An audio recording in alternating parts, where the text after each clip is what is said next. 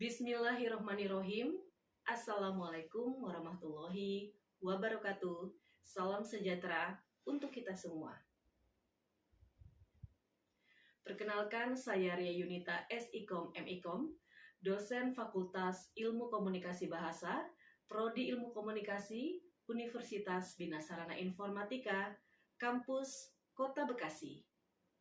Video ini dibuat dengan tujuan salah satu untuk memenuhi syarat sertifikasi dosen atau pernyataan diri dosen dalam unjuk kinerja Tridharma Perguruan Tinggi dalam bidang pengajaran. Saya mengajar sesuai inti program studi, yaitu ilmu komunikasi. Salah satu mata kuliah yang saya ampu adalah mata kuliah Sosial Media Strategis, yang saya akan paparkan dalam kesempatan ini. Mata kuliah Sosial Media Strategis adalah mata kuliah semester 2 yang terdiri dari 3 SKS. Capaian pembelajaran program studi yang dibebani oleh mata kuliah ini adalah menghargai keanekaragaman perbedaan, sudut pandang, kepercayaan, serta pendapat. Konsep teoritis ilmu secara umum, konsep kaidah, dan juga proses pengembangan isi pesan terhadap apa yang ingin disampaikan, mampu memproduksi isi pesan dari berbagai sumber, dan juga bermanfaat bagi masyarakat luas. Capaian pembelajaran pada mata kuliah ini atau CPMK mampu menjelaskan apa yang dimaksud dengan konsep teoritis manajemen media sosial dalam dunia komunikasi. Mampu memahami, melaksanakan, mengevaluasi, mengukur manajemen media sosial, meliputi kriteria yang menjadi penentu efektivitas penyampaian dan informasi terhadap perangkat media sosial. Mata kuliah ini membahas tentang mengapa mahasiswa harus mempelajari komunikasi digital dan manajemen media. Demikian pemaparan yang saya sampaikan. Selanjutnya saya akan memaparkan proses pembelajaran di dalam kelas yang saya lakukan dengan micro teaching luring. Selamat malam semuanya. Hai. Kabarnya gimana, baik? Alhamdulillah. Alhamdulillah. Oke, sebelum kita mulai kegiatan di minggu kedua, kita berdoa dulu menurut kepercayaan masing-masing. Sebelum kita mulai mata kuliah pada malam hari ini, baiknya kita berdoa sebagai kepercayaan masing-masing berdoa di malam.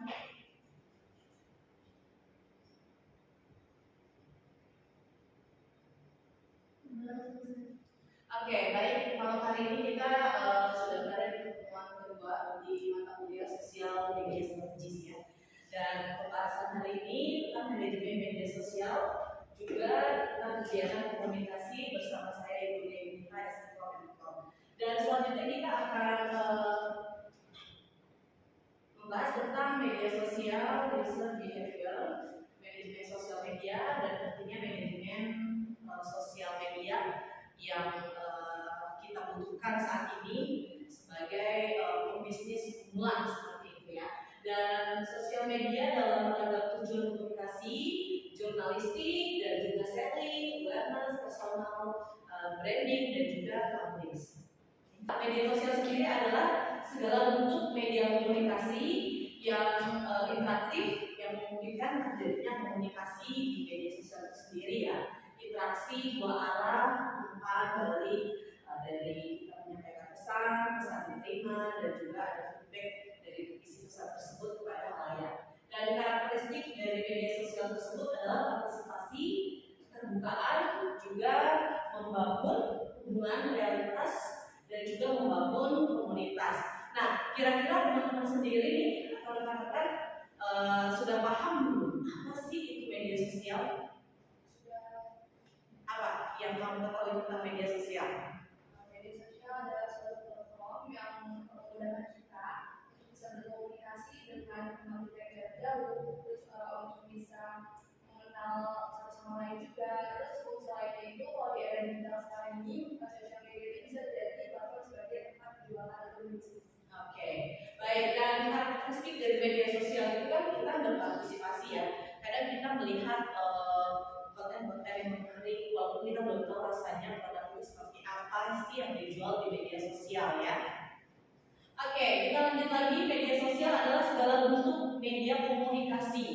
Jadi kita berkomunikasi dengan media sosial di era sekarang yang serba canggih. Media sosial sendiri itu sekarang semakin bertambah banyak ya, seperti TikTok, terus juga Instagram yang biasanya digunakan untuk kita bermedia, kita mencari produk dan juga produk itu dipasarkan melalui media sosial tadi. Facebook juga termasuk di dalamnya ya. Dan yang pasti karakteristik dari media sosial adalah partisipasi, keterbukaan, membangun hubungan dari si produk kepada halayak untuk halayak agar tahu bagaimana sih produk ini, cara pemasarannya, dan setelah beli bagaimana sih kualitas produknya atau rasa produk yang dijual di media sosial tersebut. Oke, selanjutnya adalah media sosial, user behavior, manajemen sosial media, dan tentunya manajemen. Kita lanjut lagi, menurut ahli mengatakan bahwa sosial media ini sebagai kelompok aplikasi yang berbasis internet. Kita sendiri sebagai penikmat media sosial gitu ya. Kita sebagai pengguna media sosial, kita merasa enjoy ketika kita sudah membuka media sosial. Kadang bisa berjam-jam untuk scroll, kita untuk pengetahuan, mencari segala sesuatu hal yang kita pengen di media sosial. Sekarang saya mau tanya, rekan-rekan biasanya membuka media sosial lebih sering cenderung media sosial apa ya Kak? TikTok. Kenapa alasannya membuka media sosial TikTok? Karena kalau di Selain hiburan? karena durasi videonya pendek, kemudian dari cerita, terus bangun Suka belanja-belanja gitu di TikTok? iya, Dengan harga yang lumayan ya. Kadang kita berpikir gini, kenapa ya di TikTok tuh bisa banting harga gitu kan? Karena itu dia tadi, kita sebagai penjual di media sosial, kita mempunyai batasan tertentu agar orang lain tahu dulu nih toko kita. Setelah kita obral, besok lagi udah tahu kualitas, balik lagi si pembeli di media online tersebut, di media platformnya. Dan ada beberapa perilaku manusia dalam media sosial yang ada dalam diri kita ya, termasuk saya juga. Oke, get self outreaching ini senang menunjukkan diri di media sosial atau self disclosure. Misalnya kita senang sekali nih menyatakan sesuatu yang ada di benak kita, dan juga kita sering curhat di media sosial, misalnya kayak gitu ya. Dan pengguna media sosial ini semakin tergradasi dengan tergantikan dengan realitas yang semu. Nah, perilaku selfie contohnya ini merupakan bentuk dari simulan atau bukan mencerminkan dari realitas kita, benar nggak? Karena apa yang kita posting selfie suka sesuai nggak sama yang ada dalam diri kita kondisi saat itu? Tidak. Biasanya kondisi saat itu kita lagi sedih, tapi kita berusaha untuk happy, kita selfie kayak gitu kan. Terus kita curhat, menyebarkan foto kita di media sosial, contohnya kayak gitu ya.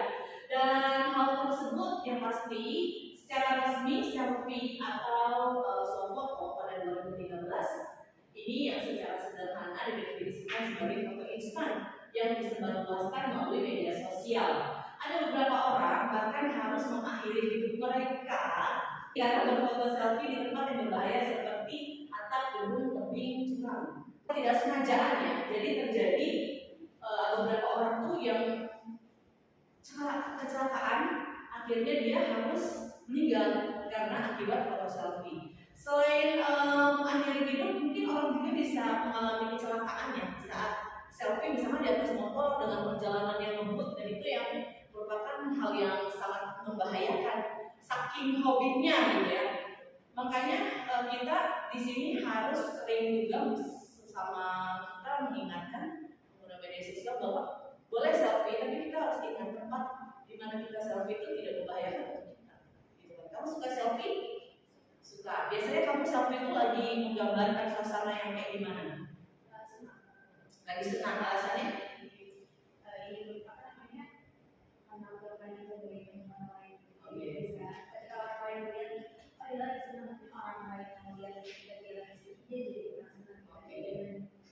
Mencerminkan segala sesuatu hal yang baik supaya bisa orang tuh terhibur gitu ya, dan tidak ikut-ikutan sedih.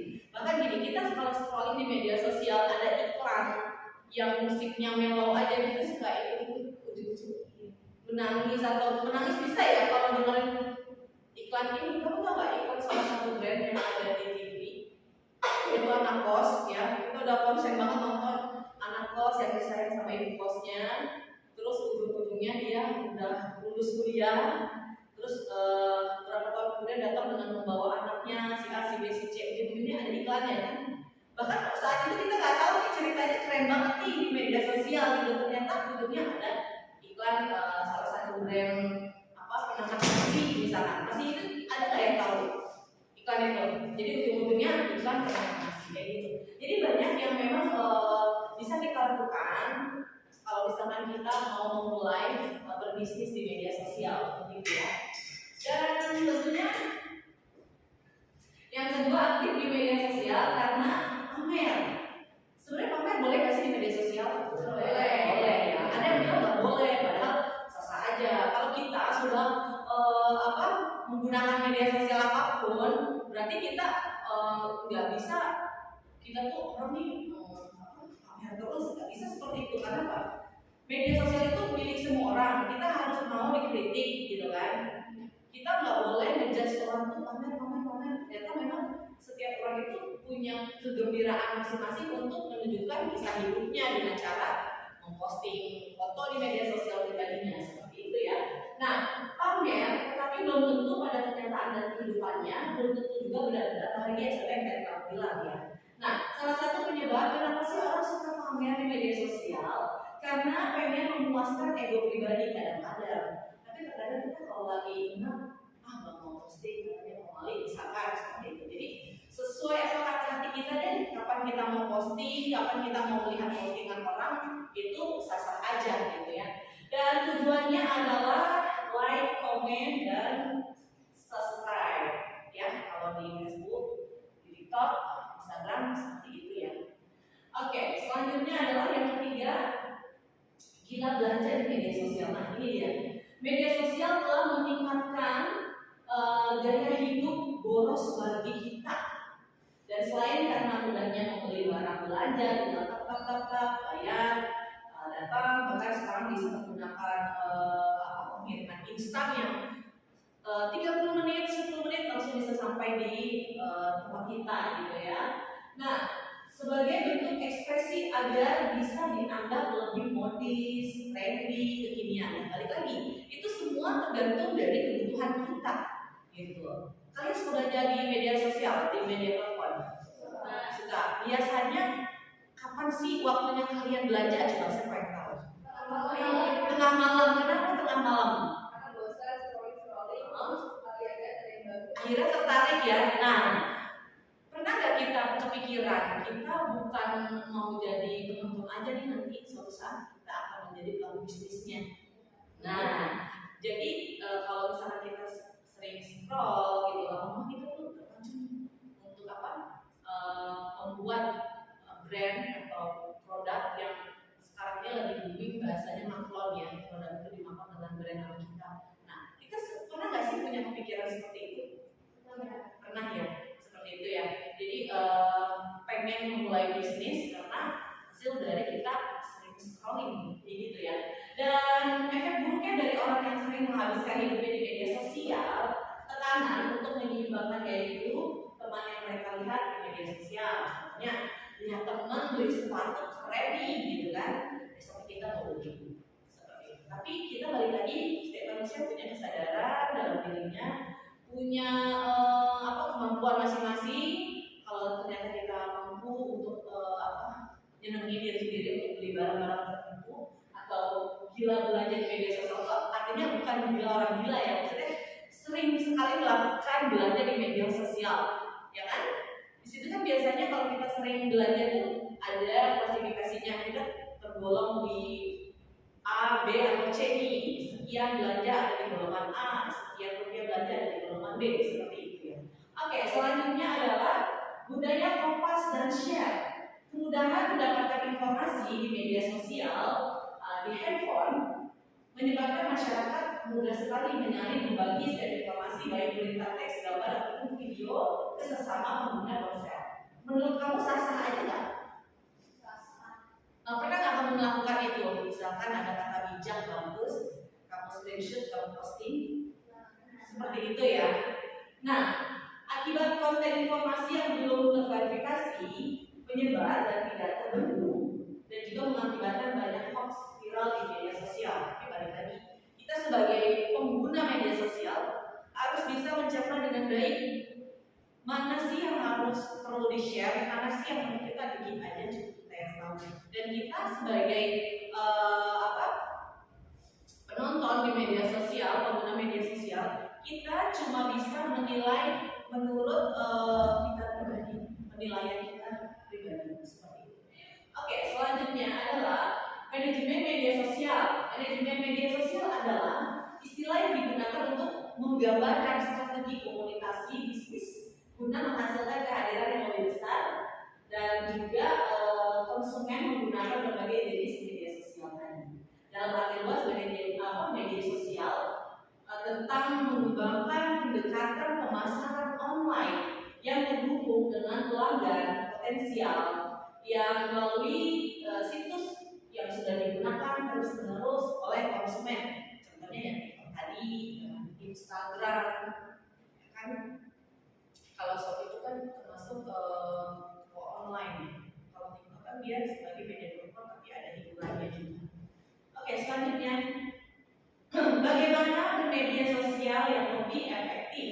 Ada 3 proses yang harus dilalui saat bermedia sosial. Yang pertama, menetapkan platform yang akan kita pakai, terus berdasarkan visi-visi program dari perusahaan atau personal yang telah ditetapkan. Dan yang kedua, mengakhir dampak resiko yang timbul. Yang ketiga, melaksanakan distribusi media sosial. Yaitu tadi, media sosial kita pilih dulu nih kalau kita sudah mempunyai satu brand produk yang akan kita pasarkan di seluruh Indonesia misalkan. Kita harus step by step menyusun itu semua sebelum produknya launching, menentukan masa pasarnya, kira-kira produknya ini untuk siapa digunakan, seperti itu ya. Oke, selanjutnya sosial media dalam ragam tujuan komunikasi jurnalis, publish, ataupun profesi wartawan atau selling, di mana yang pertama jurnalis. Media sosial untuk jurnalis ini merupakan salah satu dampak perkembangan teknologi yang besar, sehingga sangat berpengaruh sekali terhadap lingkungan yang ada, terhadap kita, seperti itu ya. Dan juga perbedaan mendasar antara jurnalis media sosial dengan jurnalis warga atau netizen jurnalis bukan terletak pada penyampaian informasinya ternyata ya. Jenis jurnalisme itu dapat sama-sama menggunakan teknologi media apapun ya sebagai sarana dan menyampaikan informasi yang dapat melalui website atau media sosial lain.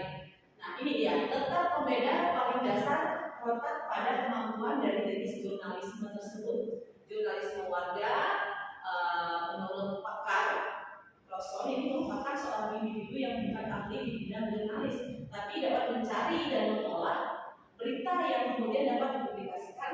Dan sedangkan jurnalisme media sosial tentunya merupakan seseorang yang ahli di bidangnya dan kemudian membagikan kontennya melalui media sosial. Jadi kalian bisa menjadi citizen journalism, benar nggak? Kalau kalian biasanya kalau di media sosial dalam konten-konten kan ada yang lagi jualan di jalan laku suka di kontenin terus dikasih uang yang banyak, itu bisa dinamakan ini.